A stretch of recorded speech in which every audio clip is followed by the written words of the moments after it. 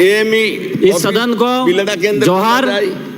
साथ के साथ एक मिनट। हाँ बोले, जल्दी बोले सर, पता ये टाइम मेरे में नोट मत करना सभापति जो महोदय। तहसील है उसको तहसील में कर्मोन्नत किया जाए, ये मेरी जो डिमांड्स हैं। इसके अलावा आपने समय दिया, बहुत बहुत धन्यवाद। धन्यवाद। जय हिंद, जय भारत। इस सदन को धन्यवाद। सभापति महोदय, आपने बजट 2024-25 पर बोलने के लिए मौका दिया, इसके लिए मेरी आसपुर विधानसभा के जनता और भिल प्रदेश की ओर से, मेरी ओर से आपको खूब खूब धन्यवाद जोहार करना चाहूँगा। अध्यक्ष सभापति महोदय, अभी यहाँ पे पक्ष विपक्ष दोनों तरफ से मैं चर्चाएं सुन रहा था और इस बजट पे बात हो रही थी, कई आरोप प्रत्यारोप भी हो रहा था और पक्ष की तरफ से एक बात आ रही थी सदस्यों की ओर से कि भारतीय जनता पार्टी ने पूरे राजस्थान के अंदर सभी विधानसभा में कुछ ना कुछ बजट दिया ही हूं। लेकिन मैं भारतीय जनता पार्टी को, इन सदस्यों को कहना चाह रहा हूं कि आसपुर विधानसभा को, इस बजट को मैंने 3 दिन पढ़ा, एक भी आसपुर विधानसभा की लाइन तक नहीं आई है। इससे यह साबित होता है कि भारतीय जनता पार्टी आदिवासी विरोधी है, आदिवासी एरिया में विकास चाहती ही नहीं है।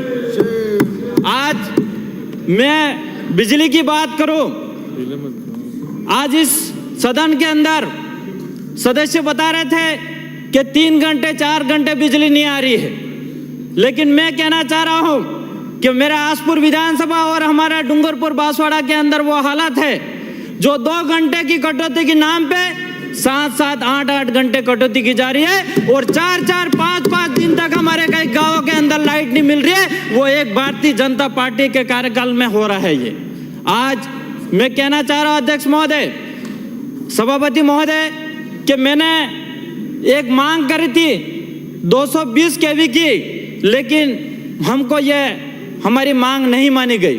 आज सड़कों की बात करूं मैं तो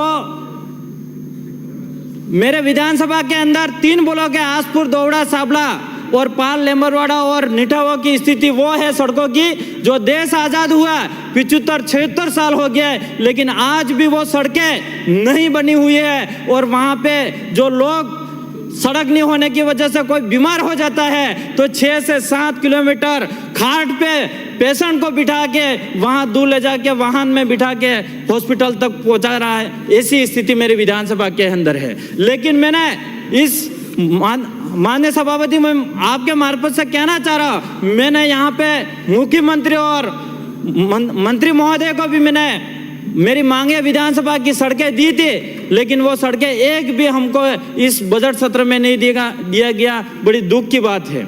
आज मेरे बेणेश्वर की बात करूं, मैंने नीम प्रक्रिया 295 के अंदर भी लगाया था और मैंने इस सदन के अंदर आवाज रखी थी। आज एक बेणेश्वर धाम जो आदिवासियों का आस्था का केंद्र है और 4 राज्य के श्रद्धालु वहां पे आते हैं, लेकिन इस बेणेश्वर के अंदर भी हमारा 1 रुपया वहां पे बजट नहीं दिया गया। बड़ी दुख की बात है, 4 राज्यों की दुख की बात है, मध्य प्रदेश, महाराष्ट्र और गुजरात के लिए।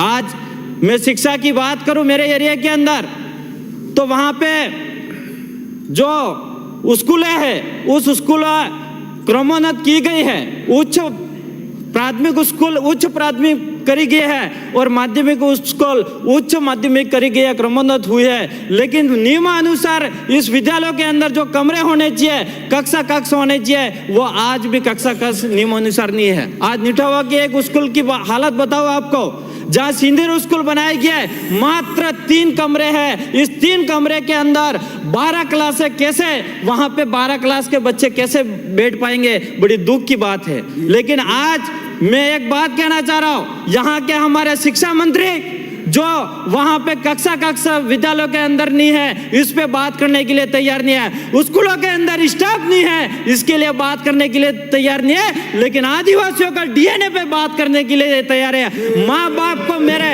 बाप को गाली देने के लिए तैयार है, हमारे माँ को गाली देने के लिए तैयार है। मैं शिक्षा मंत्री को कहना चाह रहा हूँ कि आप सुप्रीम कोर्ट को भी नहीं मान रहे हो। सुप्रीम कोर्ट भी कह रहा है इस देश का मूल मालिक आदिवासी है।